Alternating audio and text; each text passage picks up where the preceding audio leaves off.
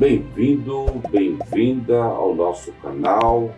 Hoje eu tenho uma palavra maravilhosa para você também, e ela está contida no Evangelho de Lucas, capítulo 16, a partir do versículo 19 até o versículo 31, que eu recomendo que você faça a leitura desse texto sagrado.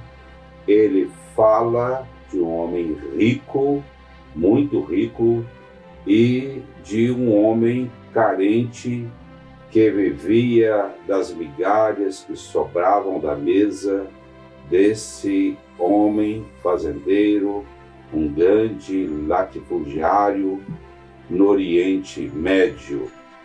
O rico era conhecido pelo seu vestuário, conforme diz o texto sagrado. Vestia-se de púrpura e de linho finíssimo, festejando-se diariamente com muita ostentação. Era reverenciado pelos vendedores, pelos amigos que participavam dos jantares em grande estilo e luxo, com uma generosa hospitalidade. Eram banquetes diários, excessivamente fartos. Provavelmente pertencesse à seita dos saduceus, que não acreditavam em vida no além, em vida após a morte.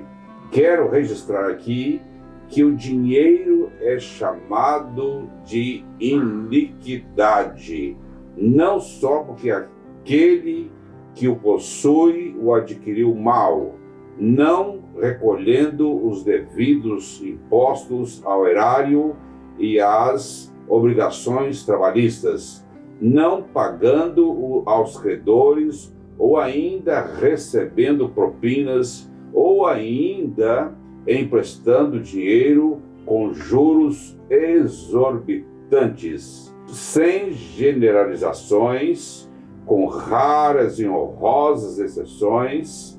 Na origem de quase todas as fortunas há algum tipo de desonestidade, inclusive de trabalho análogo à escravidão. Diferentemente do rico, o pobre faminto, com feridas nas pernas, que era deixado à porta principal daquele conterrâneo, é nomeado pelo texto sagrado. Chamava-se Lázaro, que significa Deus é meu auxílio. Parece uma contradição, não é? Aquele que vive à míngua tem um nome maravilhoso. Deus é meu auxílio. Já em relação ao rico, o texto bíblico não o nomeia.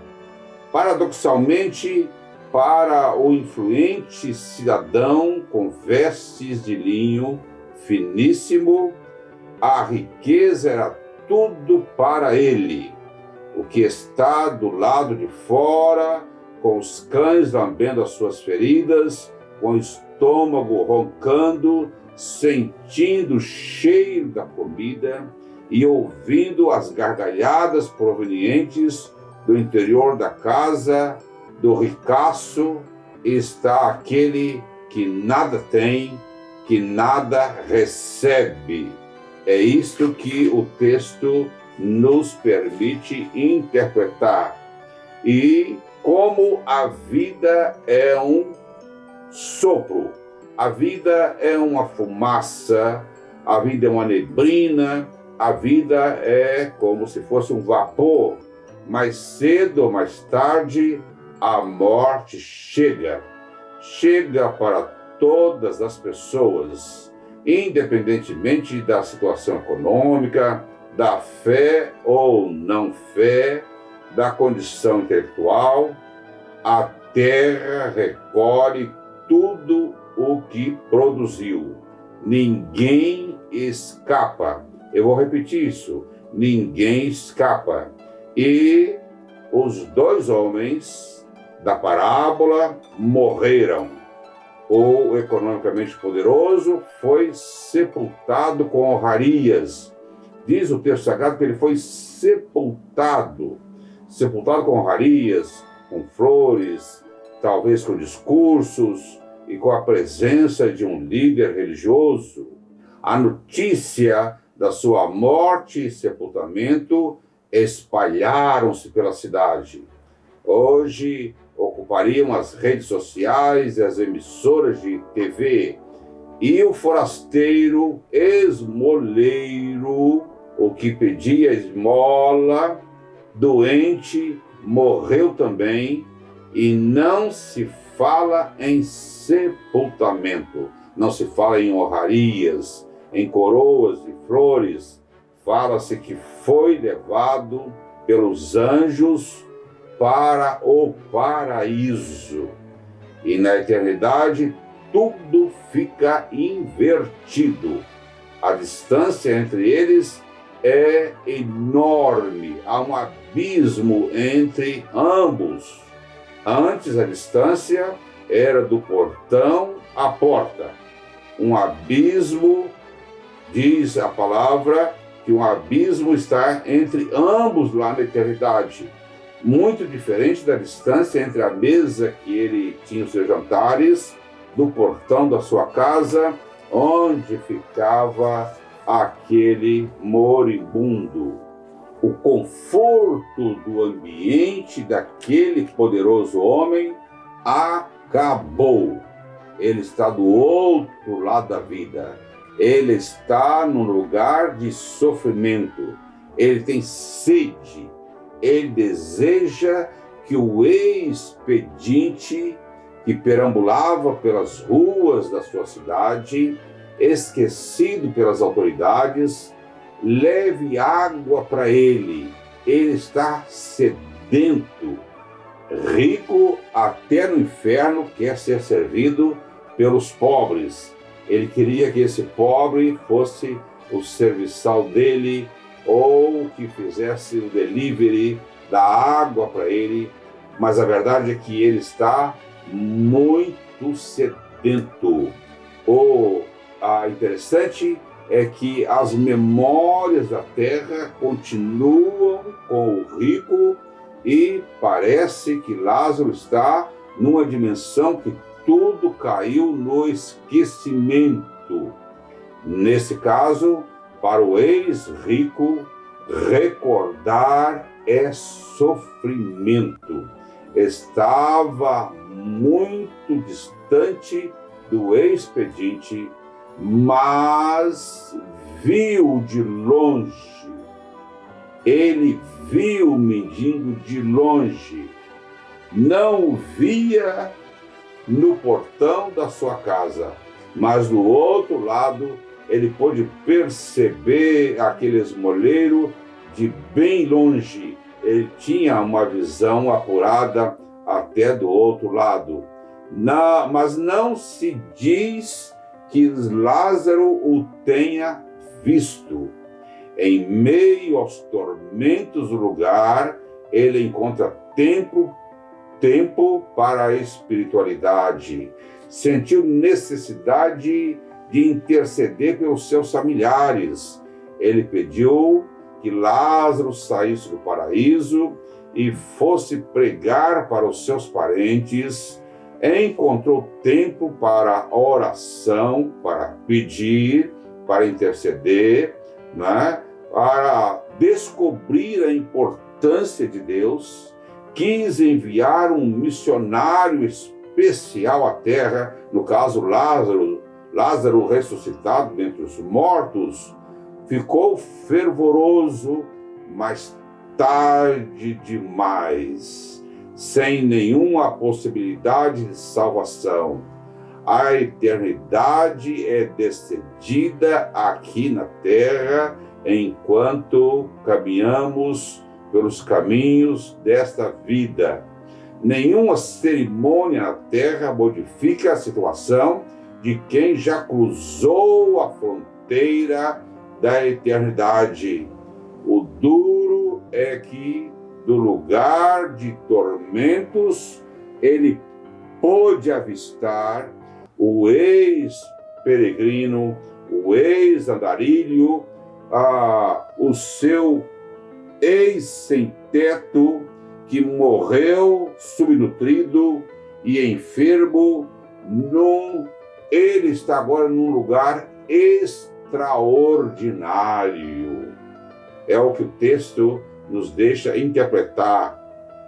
Esse homem teve a prestação de contas reprovada, não compartilhou os talentos, não compartilhou os dons, as habilidades com a humanidade, não deixou um legado de compaixão, um legado de paixão, de misericórdia.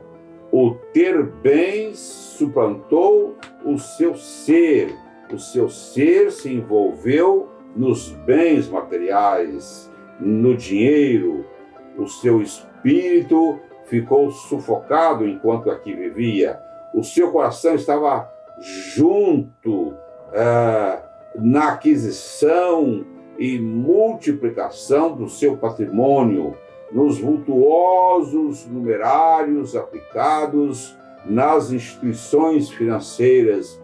Ele pensava somente em acumular bens materiais. Ricos, com as devidas exceções, são como parasitas, são como sanguessugas, sugando dos esforços alheios. Os avarentos extraem o máximo da vida para si mesmos, para os seus herdeiros, para os seus familiares. Os que são fissurados por dinheiro não têm empatia e simpatia pelos esquecidos, pelos cansados e sobrecarregados, mas não os quer, mas os quer longe deles, quer distância daqueles que estão vulneráveis, daqueles que estão em estado de necessidade. Eles precisam de mão de obra barata, de trabalhadores para serem envergonhados. E é por isso que o mestre falou de dificuldade dos ricos de serem salvos. A porta da salvação é estreita demais, o caminho é apertado demais para pessoas infradas com bagagens demais. Jesus disse que a porta é estreita Jesus disse que a porta é estreita e isso impacta, porque mais pessoas estarão perdidas do que salvas. Eu quero repetir para você, mais pessoas estarão perdidas do que salvas. O número de salvos é infinitamente pequeno. Coube ao rico o lugar de choro, de ranger de dentes e de tristeza. Não necessariamente porque ele era rico. Ele está ali porque ele conduziu a sua vida por desejos de consumo. Viveu pelo urgente e não pelo importante da vida. Não respondeu aos anseios de transcendência do seu espírito. Ou melhor, respondeu com vestuários luxuosos, oferecendo refeições de alto padrão, com as personalidades mais evidentes da sociedade, dos seus amigos de negócios. Ele está num ambiente horroroso, porque não valorizou o espírito, o bom senso, a sabedoria, a empatia, não valorizou o acolhimento, a solidariedade, até porque essas virtudes não estão à venda nas feiras de negócios, nos shopping centers da vida, na festa dos peões. Ele só tinha propinas e recebia presentes caros. Opostamente a Lázaro, não possuía nada dessas coisas e tinha um coração pronto para ser preenchido. Estava aberto para as coisas sobrenaturais. Lázaro se abasteceu sem dinheiro, sem crédito e sem influência.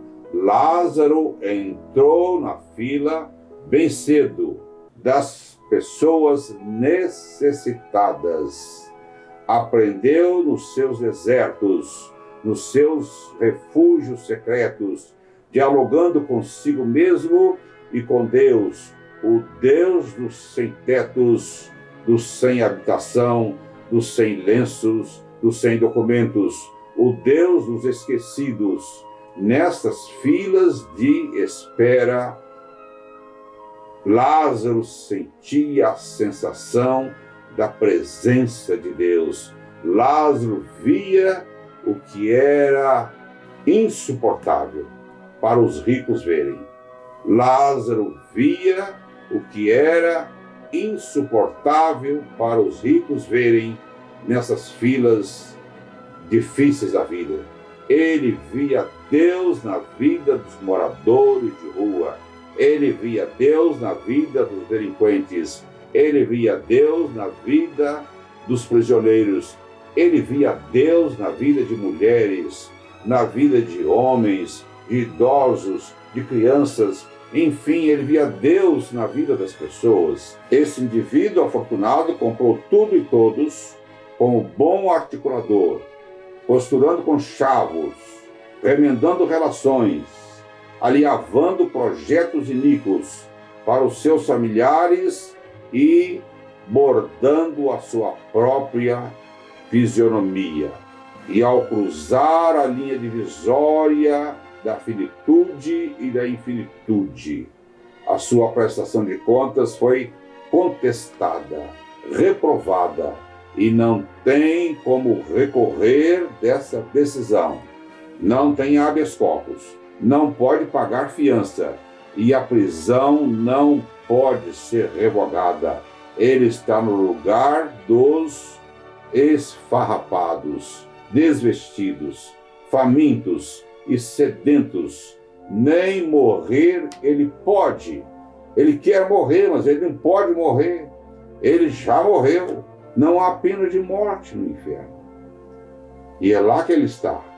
Olha, Jesus Cristo curou doentes, deficientes físicos, libertou os possessos, mas não conseguiu curar os fariseus, os saduceus, levitas e sacerdotes da sua época.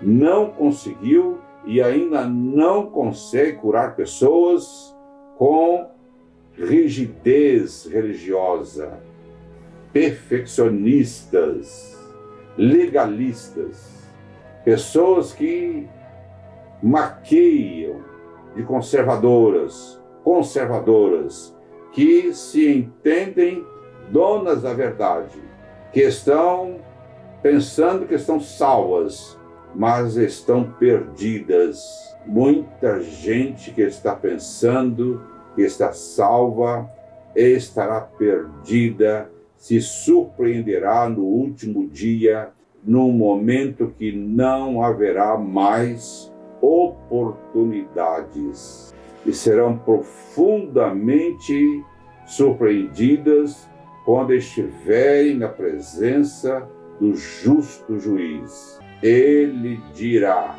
eu nunca vos conheci. Dirá ele para todas as pessoas profundamente frustradas. Elas verão entrando pela porta da salvação ex-delinquentes, ex-traficantes, ex-devassos, ex-prostitutas, e ainda ouvirão Jesus Cristo dizendo: vinde benditos do meu Pai, vinde benditas do meu Pai. Foi Jesus, em Mateus 21:31, quem afirmou que as prostitutas vos precederão, falando para os fariseus, saduceus, para os religiosos da sua época. Ele diz que as prostitutas vos precederão no reino de Deus. Lá estaremos juntos com pessoas que nunca imaginávamos que lá estivessem. E vamos sentir falta de pessoas que apostávamos que estariam lá, mas estarão do lado oposto, não estarão lá juntamente no lugar dos remidos, os salvos. Vamos nos surpreender demasiadamente do outro lado da vida, pois em João 10,16 o Mestre disse: ainda tenho outras ovelhas que não são deste aprisco. Também me convém conduzir estas, e elas ouvirão a minha voz, e haverá um rebanho e um pastor. Vamos nos surpreender muito do outro lado. Primeira surpresa é que eu estarei lá pela fé em Jesus Cristo. A segunda surpresa é que eu vou procurar lá pessoas que eu jurava que estariam lá, mas não estarão lá. E a terceira surpresa é que eu vou ver lá muita gente que eu nunca poderia pensar que lá estivessem, mas estarão lá, porque o porteiro do céu é Jesus.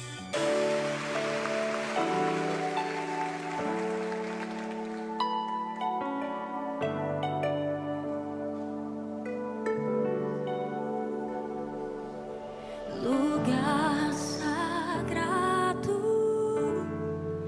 uma só mesa, comunhão, com os pés lavados, a resposta é partir o pão, servir é nosso jeito de viver. Cuidar é nosso jeito de amar. O milagre é estender a mão, o milagre é partilhar, o milagre é servir, o milagre é servir, o milagre é acolher e amar, o milagre é se entregar, o milagre é servir, o milagre é servir.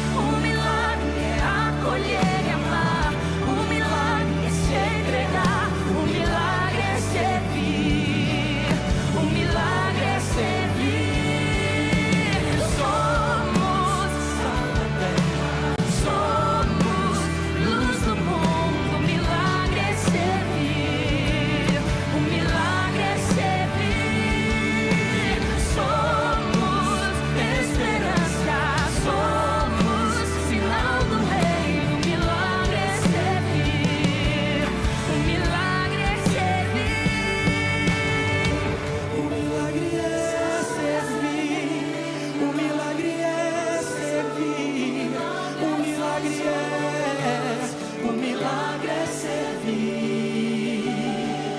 O milagre é servir. O milagre é servir. O milagre é. O milagre é servir. O milagre é servir. O milagre é servir. O milagre é servir. Esse é o milagre.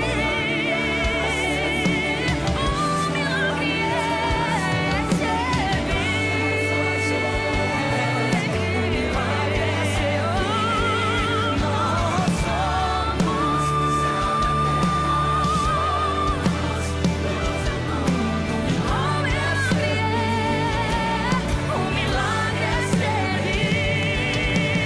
somos esperança, somos sinal do reino. O milagre é servir. O milagre é servir. O milagre é servir. O milagre é